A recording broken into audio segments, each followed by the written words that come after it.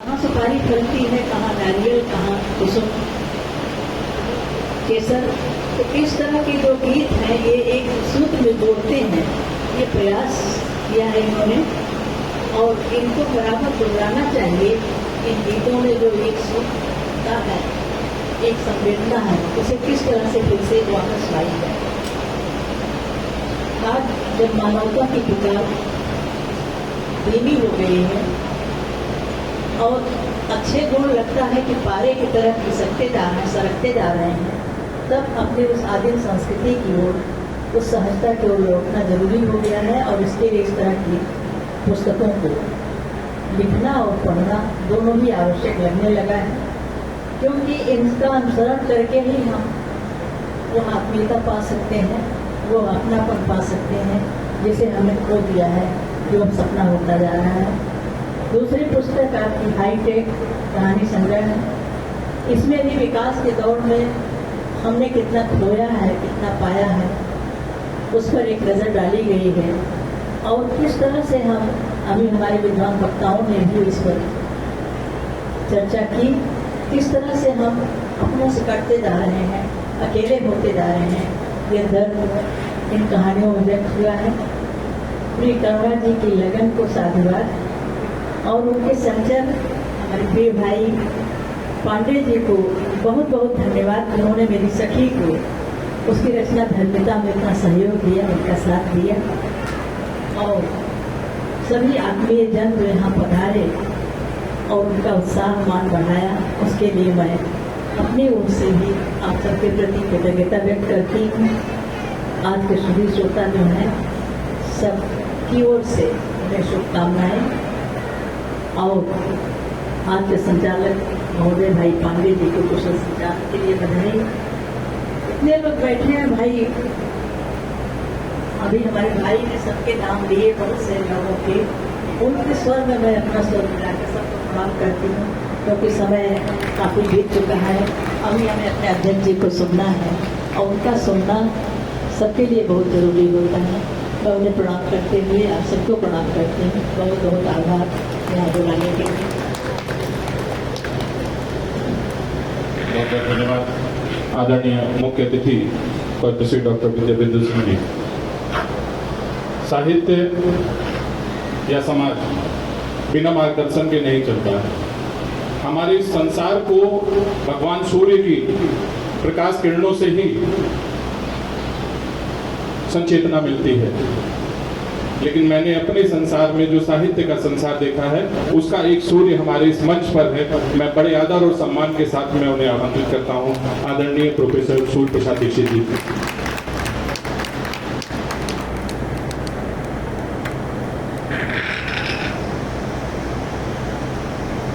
मंच के ऊपर विराजमान और मंडप के नीचे शोभायमान सभी देवियों से करुणा जी को बहुत बहुत बधाई और बधाई से ज्यादा साधुवाद।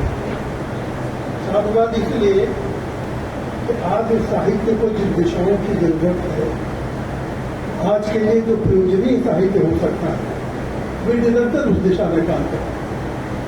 कविता कहानी स्वांतः सुखाई लिखने वाले तो हमारे बीच लोग। आवश्यकता ये है कि साहित्य को उपयोगिता से जोड़ा जाए और देश के सामने जो समस्याएं हैं या मानवता के सामने जो समस्याएं हैं उनका गलत चले। मैं देख रहा हूँ निरंतर वे नदियों में छिपी हुई संस्कृत पर लिख रही हैं, वे उत्तराखंड के लोग संस्कृत पर लिख रही हैं, वे बाल मनोविज्ञान पर लिख रही हैं, वे जीवनियाँ लिख रही हैं।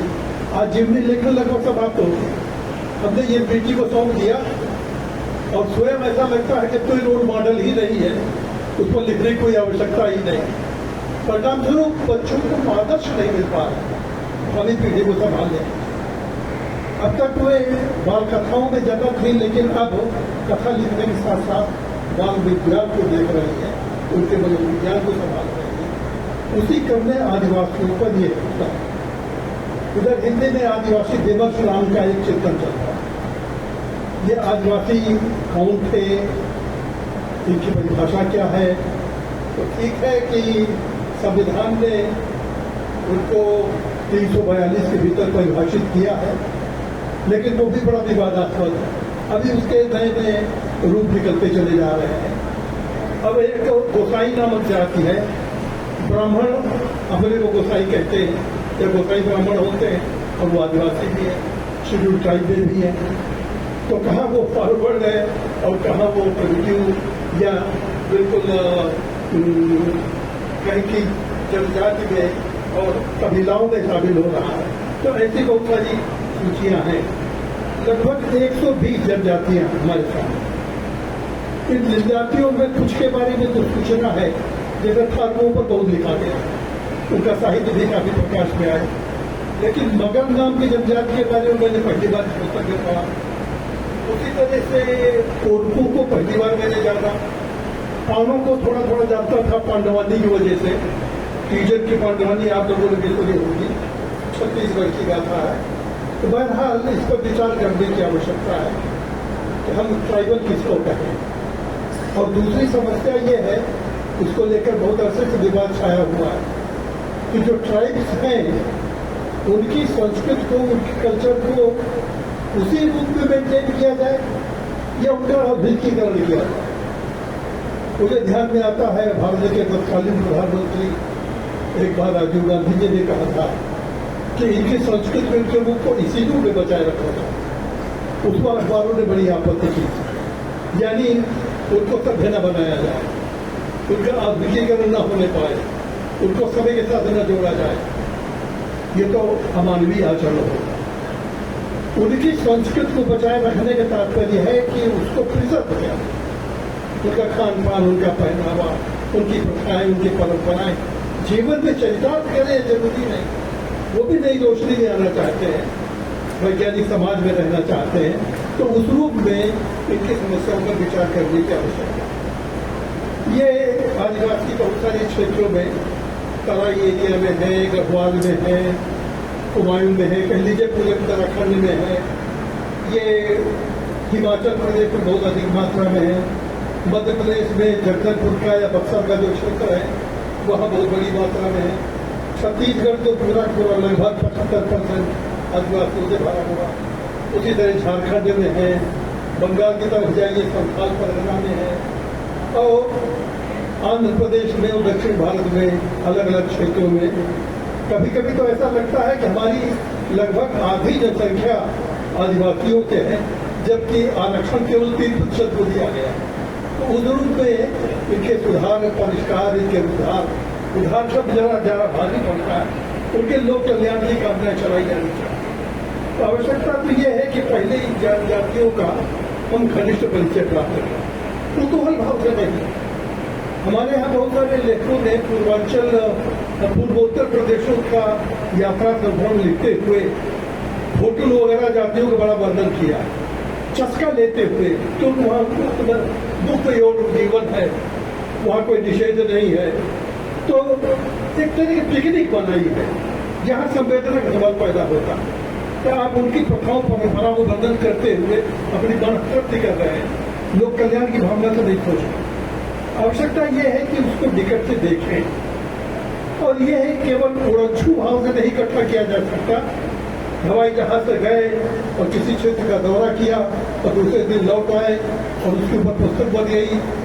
इस तरह का विद्यालंकार जी ने, तालू ने बहुत सारी रचनाएं की हैं, कुछ बड़ी महत्वपूर्ण भी है। लेकिन अब उनके सघन परीक्षण की आवश्यकता है। सघन का तात्पर्य है कि उनके साथ रहें, झोपड़े में रहें, उनके साथ खाएं पिए, उनके साथ वार्ता करें, उनके विचार विमर्श, खासतौर से सार्वजनिक त्योहारों में उनके साथ सम्मिलित हों, तब जाकर उसकी सच्चाई में प्राप्त होती है।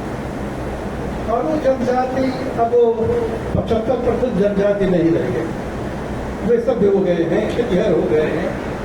अब वे घुमंतु नहीं हैं, एक जगह पर रुक करके अपना कृषि कार्य कर रहे हैं, पशुपालन कर रहे हैं, मछली पकड़ने का धंधा कर रहे हैं, और लगभग धनीवानी भी हो गए।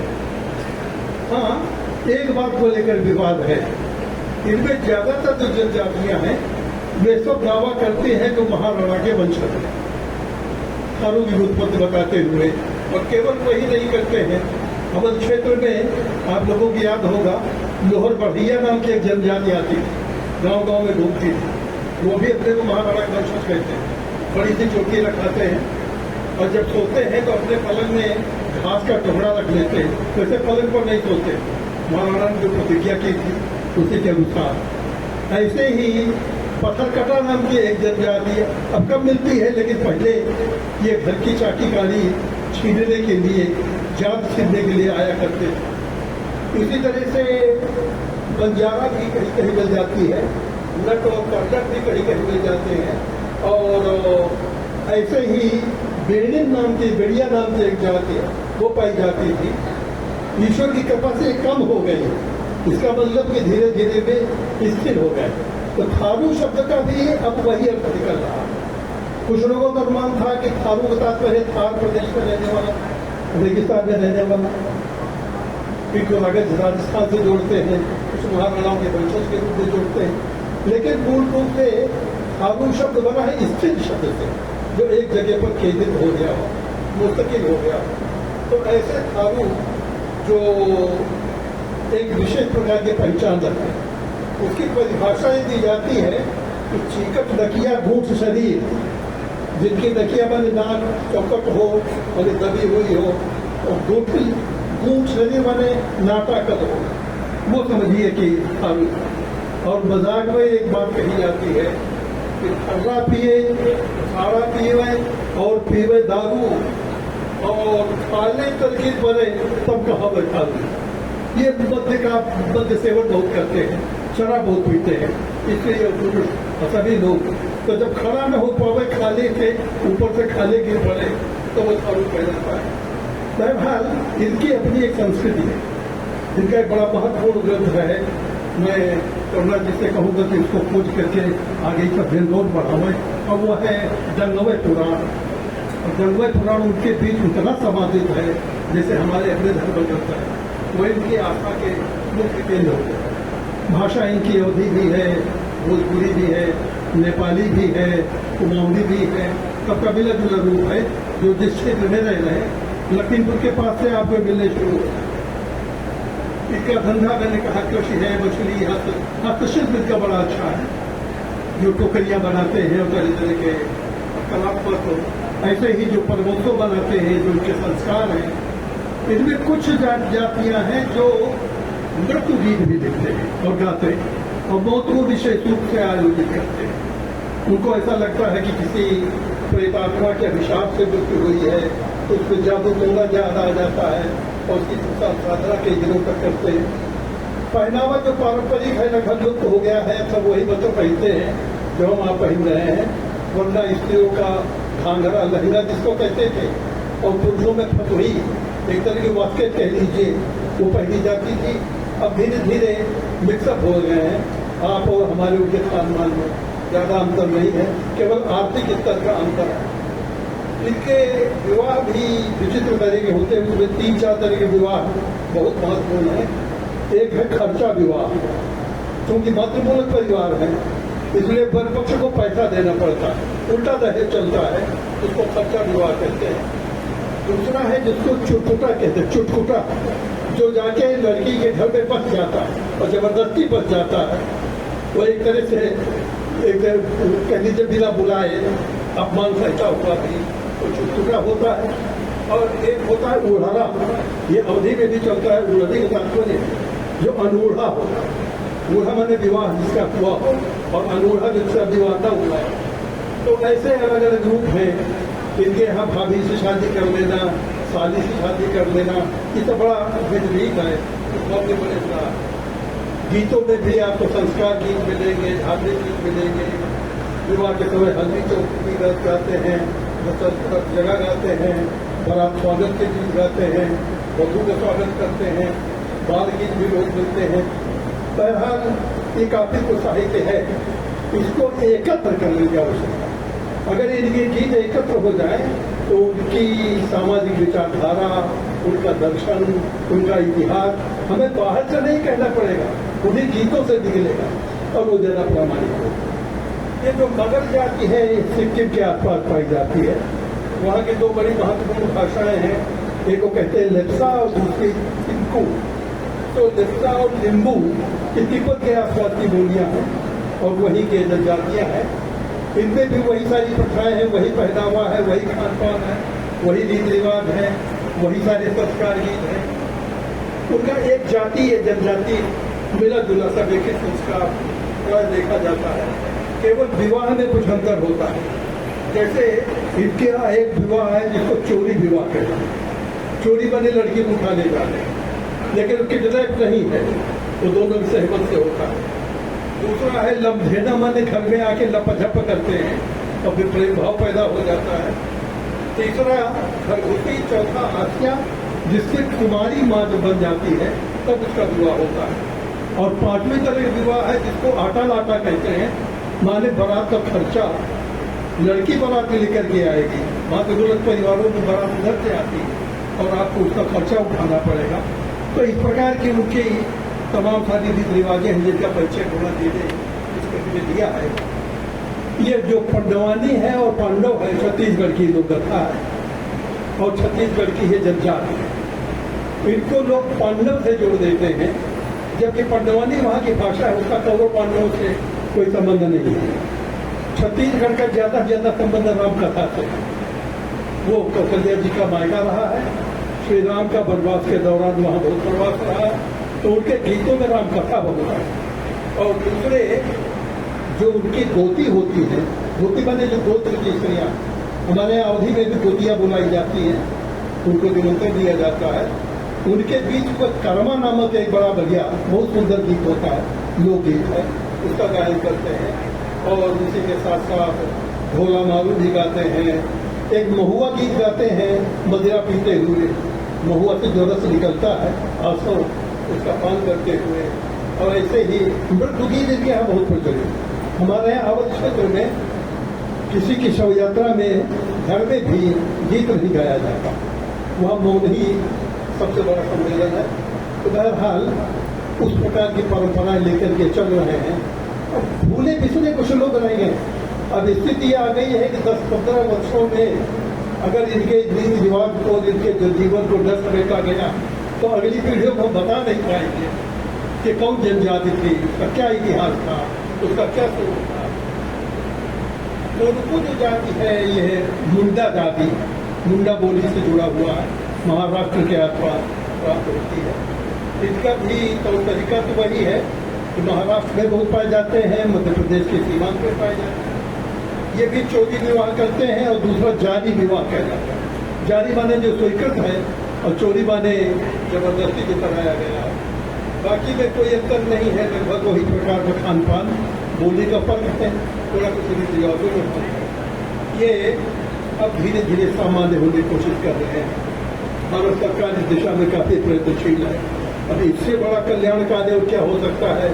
भारत का प्रथम नागरिक महामहिम राष्ट्रपति इसी दल का प्रतिनिधित्व कर रहे हैं। तो हम सबका भी कर्तव्य बनता है, जहाँ दलित विवश है, स्त्री विवश है, करुणाली महिला लेखिका होते हुए भी स्त्री विवश में नहीं फंसी, उन्हें बड़ी बात आई। दलित विवश ही राजनीति का मुद्दा हो गया। अन्य जो विवश हैं, अभी उपन्यास की कहानी संकलन की चर्चा हो रही थी। अब आवश्यक ये है कि इस पर वरिष्ठ नागरिक लेवल शुरू किया जाए। केवल आज की बात नहीं है। मुझे याद आ रहा है 1975 के आसपास डॉक्टर आत्माराम का एक संस्मरण मैंने पढ़ा था, तो मेरे घर भी हुए छपा। यह अमेरिका में डॉक्टर थे। रात के 2 बजे पिता जो अस्पताल में भर्ती था उसकी मृत्यु हो गई। तो घर में बच्चे को फोन करके अस्पताल ने बताया, कहा कि पिता का निधन हो गया है। तो वहां से डांट पड़ी कि तो मैं जानता था कि मर जाएगा, और एडवांस पैसा भी जमा कराया था जो फ्यूनरल होता है, जो सेरेमनी होती है। फिर आपने जगा करके मैं रिलीज करूँ, इसके लिए मैं आपके ऊपर मुकदमा कर दूंगा इतने $1000 का। वहां लाभ कार्ड तो चलता है, किसी दिन की जगह देना भी अपराध है। तब से संवेदनशीलता की बात है, उसके पहले भी नहीं हुआ। कई साहित्यकारों ध्यान उस दिशा में गया और फिर बागबान ने उसको चरम सीमा पर पहुंचा दिया। आज आवश्यकता ये है कि इस वर्ग पर भी हम निकालें। आप अपने ही नगर में सर्वे करेंगे तो 25% घर ऐसे जरूर मिलेंगे जहां वृद्ध दंपति रह रहे हैं। बच्चे बंगलोर में हैं या फिर यूके यूएसए में हैं और वे टेलीफोन से हालचाल ले लेते हैं। हमने अपने घर के बगल में इसी तरह से कोई 20 वर्ष पहले वीडियो पर निकाह करते हुए देखा। वहाँ कहते हैं मंजूर है, वहाँ कहते हैं कबूल है, तो कबूल है कहते हुए तो विवाह हो रहे हैं और उसी के साथ साथ आखिरी सेरेमनी बनाई जा रही है। ये तो चलो बना लेते हैं, गरीबत है, बाकी भूलने की जो स्थिति आ गई है, उपेक्षा की जो स्थिति आ गई। मेरे कहने का तात्पर्य है कि साहित्य को एक समस्याओं से ये सोशियोलॉजी ऑफ लिटरेचर बहुत जरूरी है। इतिहास का उद्धार करना होगा, जन जीवन के मनोविज्ञान को पकड़ना होगा, पुराख्यानों का उद्धार करना होगा और जो समस्याएं बहुविधित हैं, जैसे दाम्पत्य जीवन की समस्याएं हैं, घर परिवार का कला है, इस पर हजारों लिखे जा चुके हैं। अब पुनरावृत्ति करने से कोई लाभ है। जो दूसरे क्षेत्र हैं उन पर साहित्यकारों पर चलानी होगी, तभी वो प्रयोजनीय बनेगा, तभी वो पठनीय बनेगा और तभी हम लोकार्पण करने उसको साधुवाद देने आए।